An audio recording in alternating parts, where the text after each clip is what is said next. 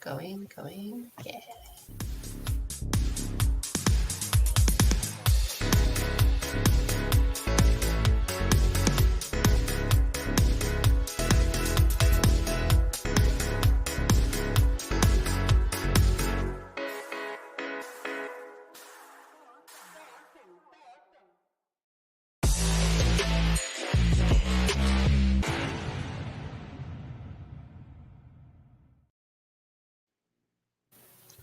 Good morning. Good morning. And how are you this fine Friday? I am fabulous. I am rested for the first time in like a month, and it's exciting. That's always exciting. You are linked up, so you're good to go there. Fabulous. See if And Facebook puts it there we through. go. Okay, so good morning, everyone. Welcome to the Dark Roast. I'm Donna Stroll, and I'm here with my beautiful co-host, Rose. And Good today morning. we are going to be talking about newsletters. Yes. Yeah, I love newsletters. there you go. So, all right. So newsletters might sound a bit old school, right? You're thinking, who uses newsletters? But they're actually really great for boosting your online marketing efforts. So why don't we start with the basics? Yes. So, essentially what it is, you're sharing either knowledge or tips or something. It's a real quick, easy way to share information with your audience that you can personalize a little bit more, either branding it straight to your business or just, including your own humor. It's a little more personal than I would say just like the reels and stuff that we throw out there for the broad audience. This is more for people who are on our email list or in our private Facebook groups or whatever it might be, just to give them a lot more value than we would give, just anybody. Yeah, and that is sort of where it diverges a little bit also from just an email campaign. Because you're going to be able to do a lot more. People are expecting something that's a little bit longer. So, I mean, that's super helpful. Pardon me. And they can boost your traffic, obviously, because Oh you yeah. can direct people in different directions. And because they've chosen to be there, that's also going to help your, the click throughs and the open rates and all of that sort of stuff. Yeah, especially with like, you know, AI, not AI, sorry, with technology today, like you can put a QR code on there. If you are printing them out, if they're digital, you can put links to almost anything. So it's a super valuable way to even direct people to YouTube, your blog, whatever it might be, as well as products and services. Yeah. And I mean, most of the time, your newsletters are not going to be hard copies. Like we've sort of gone beyond that. But there are people who still like to print something out. So, like, say you've got some really valuable information, they might print it out. So think about that when you're formatting it too. Yes. All right. So we talked about it's direct communication. It's also super cost effective because it's just like your emails, but you're setting it up, and there are different ways that you can also do that. Um, like I know that with Medium, they send out your blog posts via email. So you could literally create your newsletter via your blog if you wanted to, or take snippets from your blog to create your newsletter. There's also some pretty good programs out there. Most of the mailing ones actually offer newsletter options. So, Yeah. I think it's super personalized them, which is great. Like Canva is where I build out most of my newsletters because it's fantastic.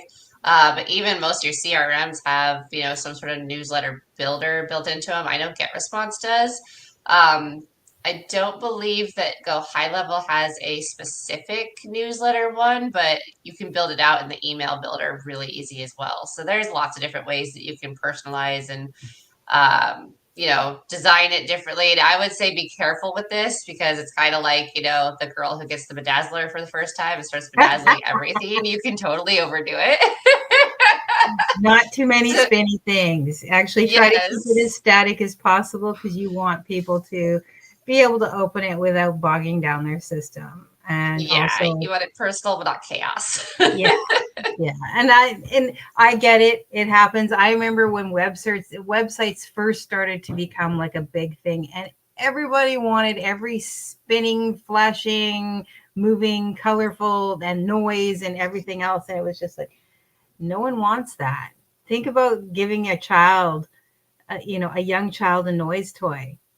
Yeah, it's super fun for them. It's not fun for anybody else. Good morning, Kristen. Yeah, yeah, Yeah, it's it's kind of like MySpace, right? When they had like the super glittery backgrounds that were moving, and then it was a song, and it was like, as much as I loved MySpace, like some of the pages, it was like, whoa, okay, there's a lot oh, going we on lost you for a here. second. So yeah, as much as we enjoy the fun for us, um, it can be a little overwhelming. Yeah, exactly. All right, so let's talk some best practices. Yes, Okay, so similar to emails, right? Subject lines. You want something that's catchy but clear. You want to grab people's attention and be relevant to the newsletter. absolutely. And you want the content inside to be valuable. All right, this is not your sales pitch. This is value information. They don't want to read something that's just a lot of fluff. They don't want to read something that they're reading and reading and reading and it's going absolutely nowhere. They want that value. So you're going to give them tips. You're going to give them some exclusive access to certain things. You're just going to, it's got to be tailored to stuff that's important to these people. They signed up to you for a reason. So make sure that that reason continues when you send out your newsletters. Yes. And then of course consistency. We talk about this all the time. So however you've set it up, it could be weekly, bi-weekly, monthly, whatever. Make sure that when you're setting it up in a way that you can keep consistent. So if you know you can't send one out weekly, then don't commit to doing it weekly. Do it, maybe monthly. And just stay on top of the schedule, right? So with Ice Wellness, we send out a monthly newsletter that's tips, tricks, etc., and then a podcast share to help people get a little bit more perspective on cold therapy than just the big names out there. And we do that once a month, so it's super simple. It goes out on the 5th, I think. And it's a very easy way for us to share information and share those podcasts and whatnot, especially for people who aren't in the Facebook group for whatever reason. Yeah, and by not trying to overschedule yourself, also, I think that will also help in some ways your open rates. Because if you're sending one out twice a week or something, people might just get fatigued from that.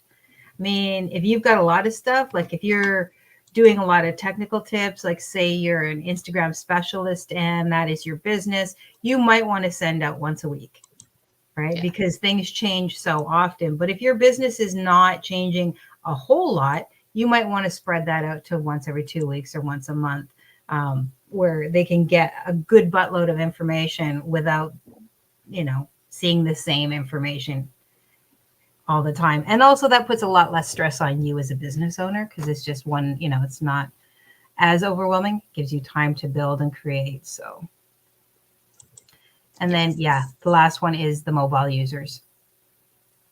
Yeah, I was bad about this. Well, and we don't necessarily recognize, but most platforms will give you the option to view in a mobile view as well as, a tablet view or, mobile tablet. And even Canva does that. It gives you the option to look at it in all its views. And that's another reason why you don't want to add a bunch of bells and whistles to it. Because it will make it a lot easier for people who are mobile to view your newsletter and be comfortable with it. Oh, bless you. Thank you. Sorry. All right. And then, of course, there's different formats, right? So you've got like your digest newsletters, you got your curated content, you got your promotional newsletters, product updates, all kinds of different things. So there's a lot of different things you can use newsletters for on top of your standard newsletter, right? So, and sometimes newsletters are just an easy way to blast your entire email list without having to format a whole new email and schedule it in. Again, I'm not sure Go High Level does that, but I know GetResponse does, where you can just type up a newsletter and send it to whatever email list. It doesn't matter where they are in the autoresponder sequence, everybody gets it, which is super convenient. And then you can use, you've already got your monthly tip newsletter, but maybe, there's a weekend seminar coming up that you're like, oh, you know what? If you guys love my tips, you're going to want to be at this seminar. You can send that out.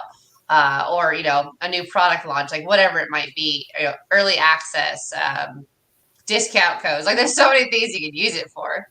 Yeah. And like with the digest, like say you are a regular blogger and people aren't signing up for that, but they have signed up for your newsletter. So you can, you can compress that down. If you're a writer, it's a great way to give people teasers to your new books or excerpts, things like that. If you're a publisher, same deal. It allows you to just sort of give a bit of information without having to give away the farm.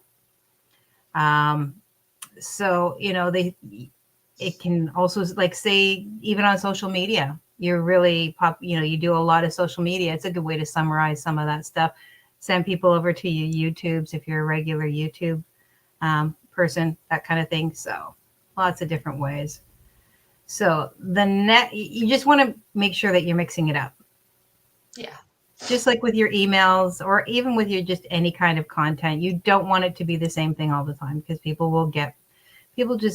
they start glazing over. Oh, I've heard this story before. Yeah. So. Yeah. We've all done it. Because it gets easy, right? When you get really good at one format, and then so you just tend to do that. It's like anything else, So the next thing is increasing your signups, your open rates, and your engagement, because that's huge. Yes, so important. Okay, so how do we get more people to sign up, open our newsletter emails, and actually engage with our content? Well, one of my favorite ways is Score App, which I've talked about before, which is a quiz lead gen essentially. So, create a quiz around the pain points that you're trying to solve the problem of, and then email the results. That's one of the easiest ways. It drives me nuts when I'm on the other end of that, and I get why people get frustrated. But it is a really nice way to get a more personalized answer through a very quick quiz and then go from there. And it also has a good way to segment your list. But that's one really good way to start getting signups for your newsletters because they're going to want to know the results and they're going to open that email.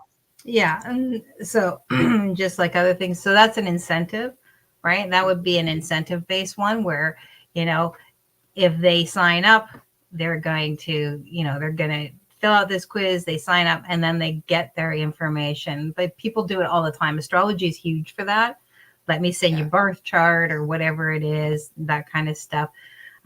You can always do the free ebook or the free something. It doesn't have to be an ebook. We always say ebook, but I think people think ebook and they think it has to be huge. And really what you're providing is maybe like a 5-page thing.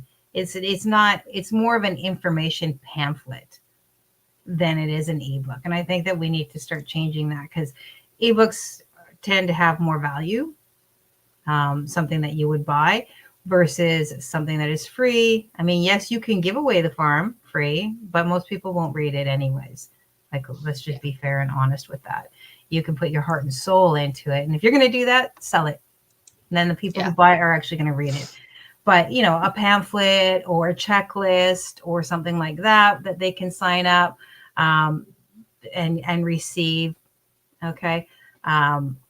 Again, if people are visiting your site, if you have a site, like say, I don't know, you sell recordings for meditation, and they're there. When they go to leave, you can have a little pop-up that says, hey, join our newsletter and sign up for our newsletter, and we can, keep you updated on outgoing things without being bombarded. Because that's the other nice thing about a newsletter, signing up for a newsletter versus an email list, is you're more likely to have a better scheduled. You're not going to be receiving emails every day. You're probably going to get them maybe once a week or something like that. So For sure. Just be strategic with pop-ups because a lot of people, like if it pops up in the first 10 seconds, especially on mobile, like they will leave. So make sure that you're testing it, and very specifically testing it because I had one that was set, I had it set that it would only pop up when someone went to leave, but it was popping up on its own for some reason. Yeah, it took me forever to figure that one out. So make sure you are testing your pages before sending them out. Always, always, always, always. Yeah, no, definitely do that because on exit, I think is always a good one because it just allows, it's just like a one more. It's the same with, when you go to a product shop and they're like, hey, you've left something in the cart. Are you sure you want to log out? And you're like, no, let me go spend my money. And maybe they missed it, right? Also, like, so if you don't want to do that, if you just want to have it static, make sure that your suggestion to sign up is visible. It's easy for people to get at. And then you can also promote your newsletter in any of your social media content, subscribe for more and, have that information in your profile or whatever to sign up for a newsletter. Another way to just help increase your engagement and get that information out there. Yes. And then of course, personalization and subject lines, like it's so huge. Like, yeah, if the subject line's not catchy or if they don't know what the heck it is, it's not gonna get opened, it's just gonna get deleted, or even worse, marked as spam. So make sure that the subject line is good and again relevant to what you're sharing, and very obvious that it's, something they signed up for. Yeah, and you know, always test. We always talk about the testing, right? Because it's so easy. And yeah, Go High Level does it. Pretty much get response. Any mail any mail server will do that for you. Will provide that testing option for you. So do it because maybe one header works better than another, or it doesn't really matter.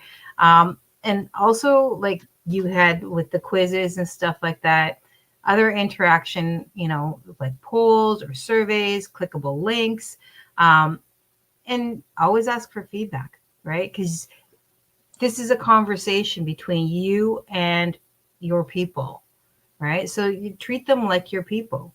Treat them like you're in a room and having a conversation with them. It's not just you here, monologuing. It's supposed to be a feedback way so that they're getting information and they can tell you, like, you can do simple ones like if there's anything that we're not, is there something you'd like to see us cover? Are there questions that you have? Do you want more information about this or that or whatever? All that kind Yeah, of stuff. feedback's always super important, and I think when it's something that you created, it's a little bit harder to ask for feedback, but it's so important because your vision may not match what your customer needs. You might still have the solution, but you might be presenting the problem in the wrong way, or you might not be seeing all aspects of the problem, or hyper focusing on one aspect that's really just a condition of another aspect. So, feedback does not have to be negative. I think we're conditioned that it is. But feedback could really help you improve and boost sales, boost signups, like ROI, everything. Just because it's super important to understand your customer avatar over what you think your customer is. Yeah, you got into it for a particular reason, and it might be a fantastic thing that you're doing, but you might, because you have the information and you have the knowledge already, it can be easy to skip over something that's actually a key element just because you're like, well, everybody knows that. And it's like, wait, well, no, not everybody does know that. But it's easy to get into that headspace because maybe you haven't dealt with it for a long time. So, Yeah. yeah. So that's it, guys. I mean, let's go over it like just really simple. So the benefits of a newsletter is direct communication. It's cost effective. You can personalize it, and it really adds to your traffic and can boost your sales because you can personalize all that information, send people different directions, and all that sort of thing. Yes. And then, of course, the best practices again, subject line, make it compelling, make it relevant, make the content valuable and value driven versus just fluff. Consistency, and of course, don't forget that most people nowadays are consuming data on their mobile versus their computer. Yeah. And then the different formats of newsletters, you've got your digest, which is basically going to be a recap of a lot of information and it brings it into a small space. You've got your curated content. So that is, you're pulling information from other areas and that's relevant to people. You've got your promotional, obviously, and you can slip promotional into other things. So I'm going to go back to publishing and books where you might, have some information about the latest, greatest convention that went on, but you can also slip in some promotional material about a new book that you have released or whatever. And then product updates, so say your program's going through a big change or it's added some new people or whatever, that's a good place to provide that information. Yes. And then, of course, signups, open rates, and engagement are all super, super important. So, offer incentives, use those pop ups strategically and sparingly. Open rates, of course, again, subject lines and A B test. There's absolutely nothing wrong with A B testing your subject lines. And then either add interactive elements or ask for feedback. And never forget your call to action. Because newsletters have them too. And the call to action could be simply ask for feedback. Yeah. So, depending on or whatever follow our it is. social media. Like there's so many different things, check out our YouTube channel. Like again, when you start doing these kind of things, everything should intertwine and lead to each other, right? So, maybe one newsletter leads to or maybe you have a social media block and all your newsletters lead to it. But, maybe you need to remind people to follow or subscribe or whatever it is. So, yeah. Yeah. And like say you've put up some particularly interesting piece of content that matches what your newsletter is about, then you're going to link them there, whether it's your YouTube, your blog, your Instagram, it doesn't really matter. Just, you can just shut them off into those different directions and it just helps expand and solidify your network. So that's it. That's all. Newsletters are a powerful tool. It's just one of the many tools that you have as a marketer to utilize, to mix with your social media and your email and your video and your blogs and all the rest of it. So, it's just another tool. Don't be afraid to utilize them. And again, with the information that's in your newsletter can be part of your blog, could be your YouTube where you've exported it and now, you've exported the transcript and now you have converted it into like a newsletter, obviously with some tweaking, but again, so it's a good way. You don't have to worry like, I have to create 16 different types of content. No, you treat one and then you turn it into 16 different types of content. Yes, exactly. So that is it for today for the Dark Roast. If you have any questions, comments, etc., you know where we are. Please either drop them in the comments. Good morning, Alberta. Okay. And if you are, if I can't help you, Rose can. If Rose can't help you, I can. And if we can't help you, we know people who can. So yes. By all means, let us know. Subscribe. If you're watching, follow us. Follow us on YouTube and drop a comment. Let us know what you think. And that's it, I believe, for today. Have we decided what we're talking about next week?